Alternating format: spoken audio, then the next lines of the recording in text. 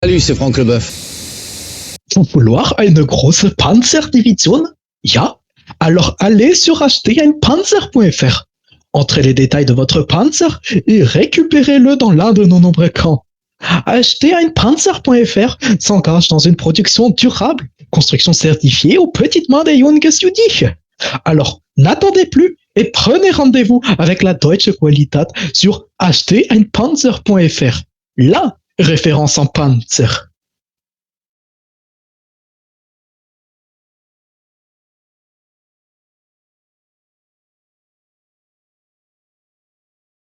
Le monde est au bord de l'effondrement, tandis que l'Allemagne se prépare à une nouvelle guerre contre l'URSS. La France se dote de tous les moyens possibles afin de neutraliser la menace d'outre-Rhin. Mais tout bascule en avril 1949, conformément aux demandes exprimées par le dirigeant russe. Des agents de liaison étaient en permanence en URSS.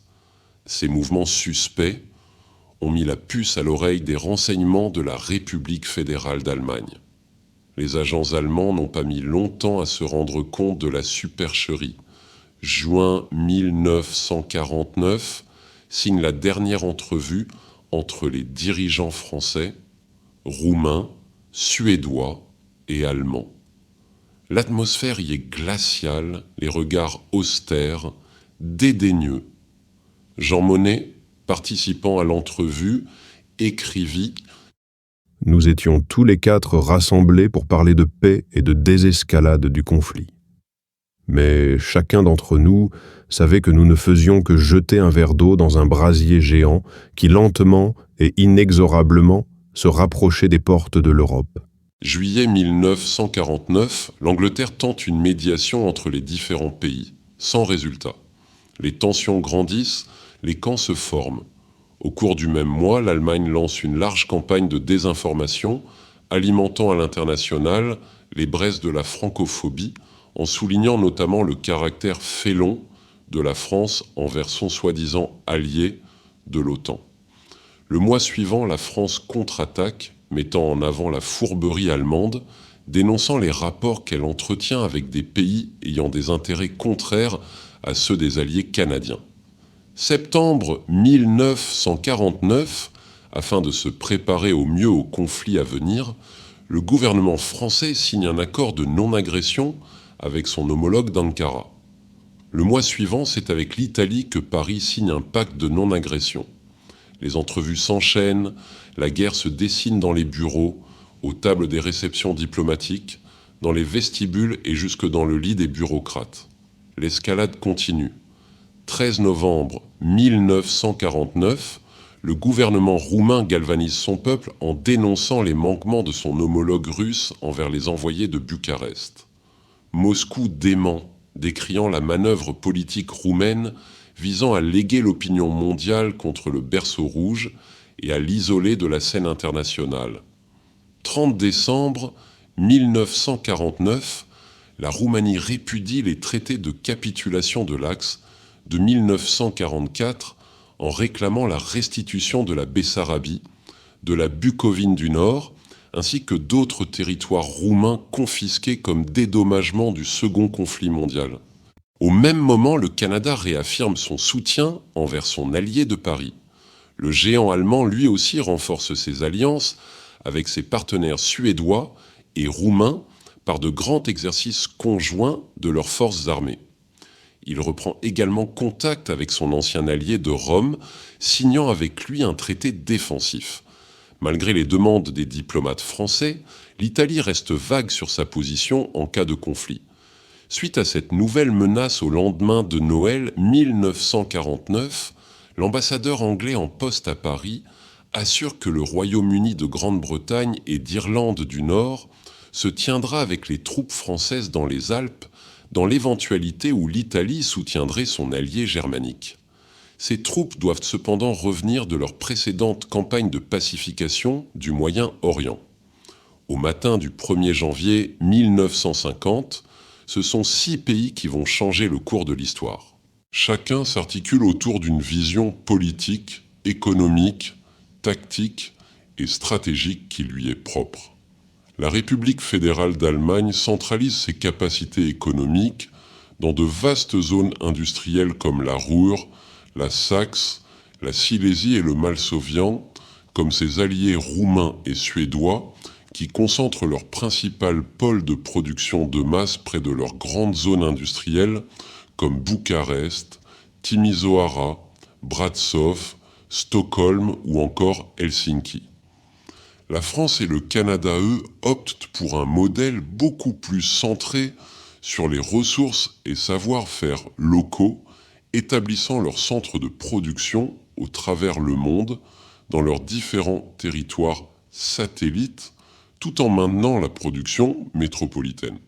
Enfin, la Russie concentre la majeure partie de ses capacités industrielles dans la partie européenne de son vaste territoire.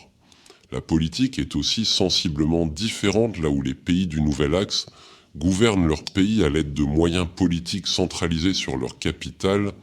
La France et le Canada accordent une certaine liberté décisionnelle à leur protectorat. Les visions stratégiques des différentes puissances diffèrent également grandement. Là où l'Allemagne et ses alliés se battent pour se débarrasser de la menace rouge et reprendre les territoires perdus, la France et le Canada souhaitent affaiblir l'Axe afin de rendre toute autre campagne impossible et maintenir un statu quo, voire une domination partielle de l'Allemagne pour dégangréner le pays de ses volontés belliqueuses. L'Alliance Paris-Ottawa doit également se préoccuper de leur vaste territoire ultramarin, comptant de grands nœuds logistiques maritimes. Pour ce faire, il s'appuie sur une puissante flotte de surface épaulée par quelques rares sous-marins à mission de renseignement. Ces unités navales sont complétées par des unités aériennes apportant une couverture aux flottes depuis les bases sur la côte.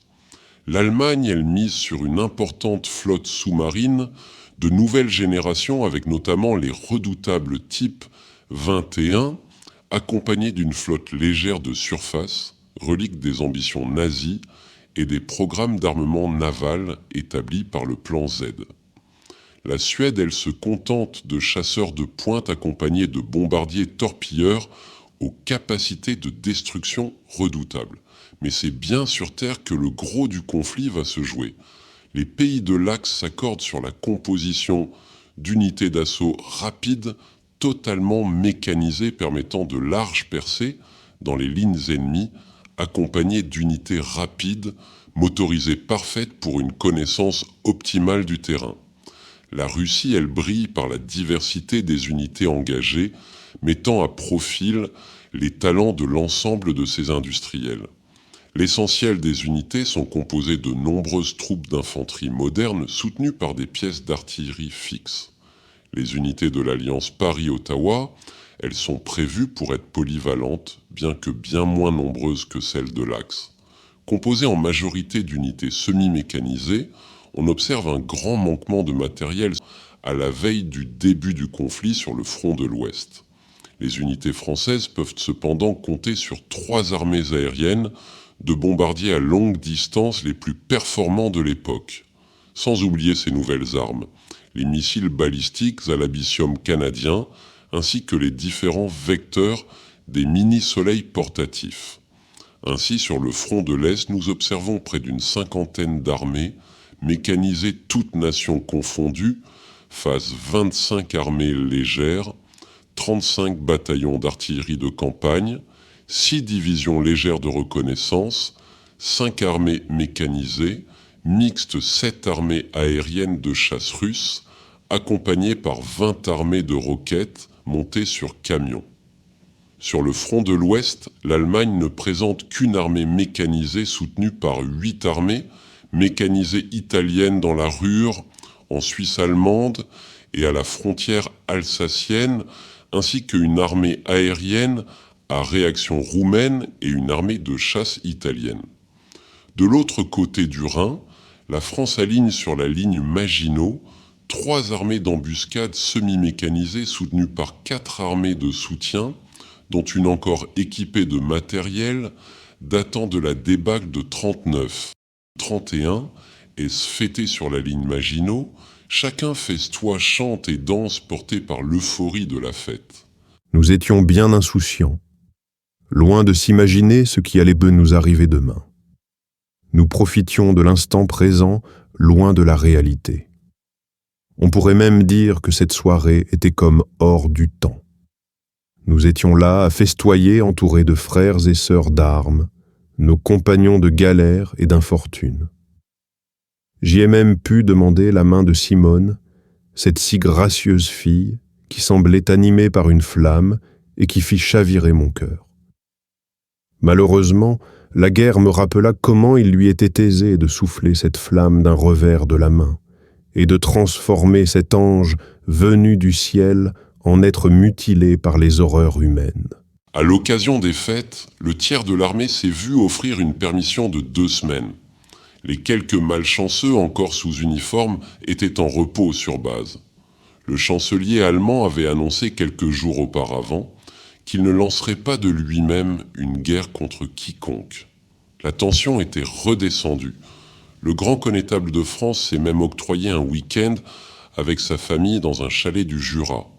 Pourtant, le monde est bel et bien à la veille du plus grand conflit armé qu'il n'ait jamais connu. Un peu plus de 10 ans après la prise de la Pologne, le monde s'apprêtait à tourner une des pages les plus sombres de son histoire